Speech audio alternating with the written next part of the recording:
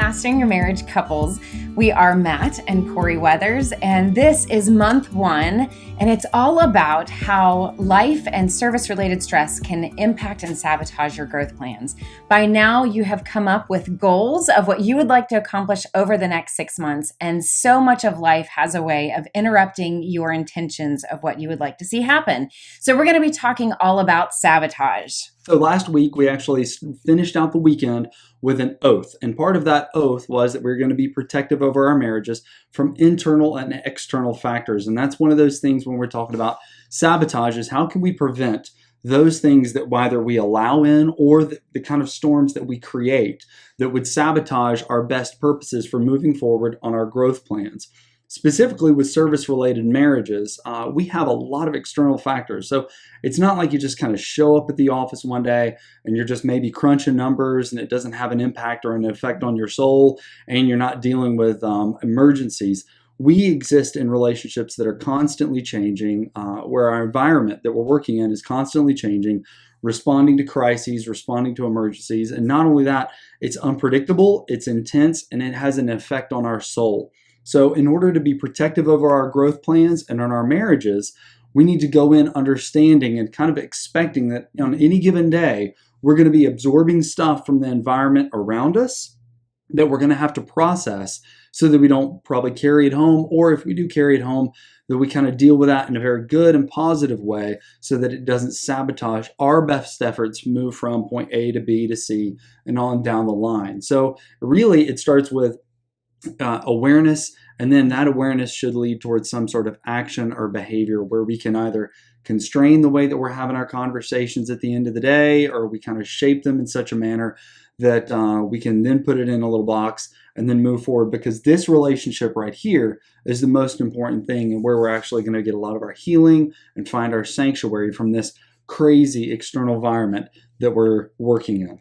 So not only can things outside of our control sabotage our relationship, sometimes we sabotage it ourselves. Yeah. So we may have certain goals. Maybe some of you wrote down specific goals of what you would have liked to have seen change or become better in your marriage, in your growth plans. And now maybe your old patterns and things that you're already used to have gotten in the way of that. For example, there's been so many times that Matt and I have said that at the end of the night, we wanted to watch less TV, maybe go for walks, or just do something that's a little bit more connective with our time rather than just collapsing on the couch and watching TV. And I'm sure so many of you listening can relate to that.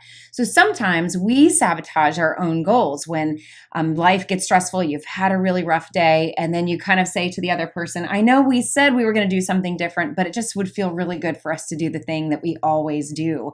And so sometimes we sabotage our own goals and our own intentions.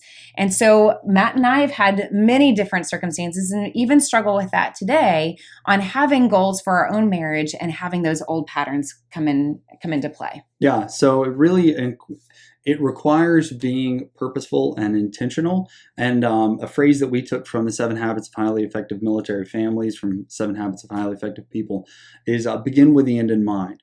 So if there's a certain goal, a certain place that you guys want to be at, like let's just say a date night, because that usually happens for us and I assume it happens for a lot of other people, and that you want to have a good connective time. You want to go out, enjoy a nice dinner, go watch a nice movie, come back and spend time together. And then all of a sudden things just start to fall apart because one thing gets said in the wrong way. I tend to think that one of the reasons that we allow sabotage kind of unknowingly or subconsciously is our fear of vulnerability and moving into that place into our marriage, and that we may be afraid of being seen. We may be afraid of letting our walls down and letting our guard down. And so we either purposefully or not knowing it, kind of subconsciously, allow things to begin to nitpick away and sabotage what could be a very good, positive, connective time that could begin to reshift kind of our what is it? We call it, talking about scrapbooking. It's kind of like your book of memories, shared experiences. There we go. We totally didn't plan that. But where you're trying to create good, positive, shared experiences that you can build off of when times get lean and when you're getting stressed out and strained. So sabotage is one of those things that can take what could be a positive, good, shared experience and turn it into another negative one that you just file it away and say, here's another reason why we're not succeeding or we're failing or we're not making that connection like we need to. I think one other thing that I can think of that often sabotages our goals and what we see with a lot of other couples is conflict or highly charged emotions. And so oftentimes we have this great goal of wanting to see our marriage grow stronger and to feel more connected and feel like we have we're getting on top of good, healthy communication. And then, like Matt is saying, something happens, something goes wrong. But if you get into heated conflict or you have lots of emotions that sabotage your time together, that can definitely sabotage your growth plan. And what you hope to accomplish, now you're having to work extra hard on certain things and take be a lot more intentional with your time and how you communicate with each other. And when you find yourselves in conflict, it can feel like that's being sabotaged. And so one of the things that we like to try to remember in our marriage is that sometimes you're going to have conflict. Sometimes you're not going to agree on certain things. And sometimes lots of emotion comes into play. But we have to remember at the end of the day, we're for each other. We're not against each other. And those emotions need to be controlled at times, and in developing the self-control to go, how can I calm myself? How can I use those tools that I've been taught to communicate in a healthier way? And how can I extend better grace to my spouse to believe that they are also for us, not against us, and that we can maybe take a step back and not let that conflict sabotage our time together, but instead maybe take a step back and say, he's here and we're on a date together, and that we're really both trying right now, and protecting that time together is so much more important than seeing it dissolve by the end of the night. Right. So protecting yourself from sabotage is kind of a level 1 thing. Level 2, what I would encourage you to be aware of what is going on in your spouse's world that may be sabotaging things for your spouse, and the role that you play in either alleviating that or making it much more complex. So for instance, if I have a great day at work, everything's fine, there's absolutely no problems, and I come home and everything's been a wreck for her, whether it's relationships with business partners, whether it's the kids, which it often is, with attitudes, and I come home, I could have been going, hey, this is a great night. We're going to go out and have a great evening, and it's going to be wonderful, and I'm just so excited about it. Everything is just going perfect. It's a Disney moment. And then I come home, and things are a hot mess with her. And I could choose to get upset and frustrated, and all of a sudden, things that could have sabotaged in her world, then I add another level of complexity to the sabotage. So in that moment, I actually have to stop. I have to pause and choose who I want to be in those moments for her, for the kids, and those external relationships.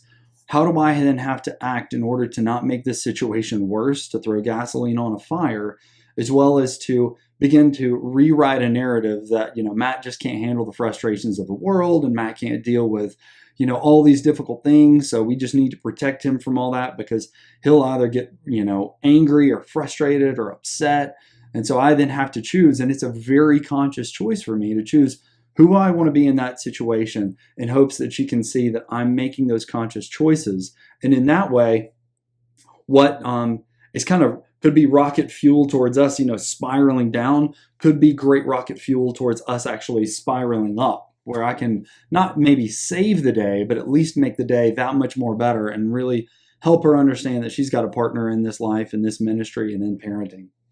I think just to counterbalance that, I know there's a lot of supporting spouses out there that we've talked about having some of those deep down feelings of feeling out of control in the service related lifestyle, where you feel like you can't control the schedule. You can't control whether or not dinner is sabotaged by them working an extra shift or having to come home late or whatever that looks like.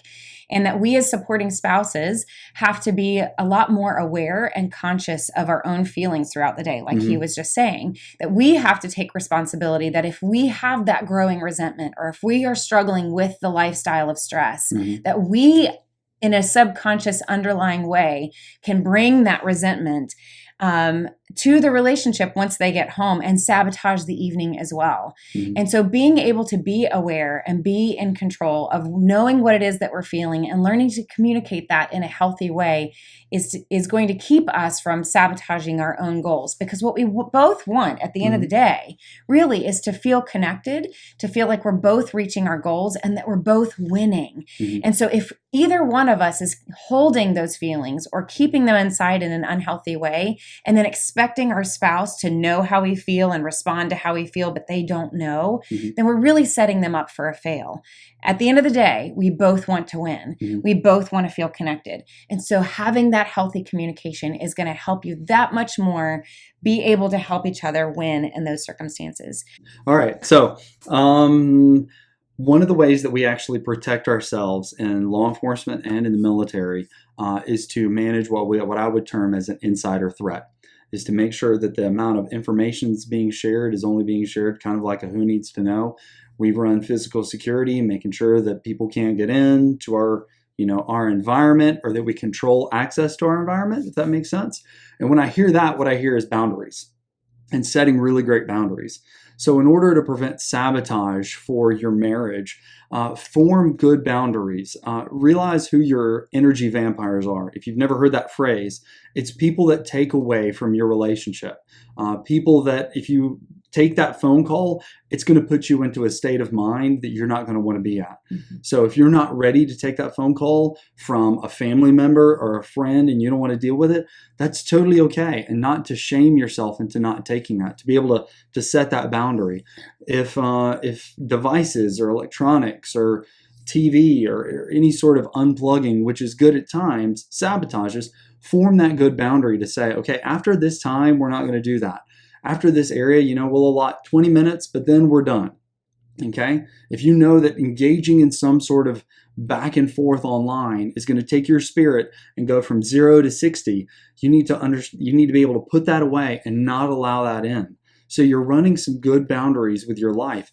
Figure out those things in your own life that you have to set a boundary with and not allow access into you or into your life.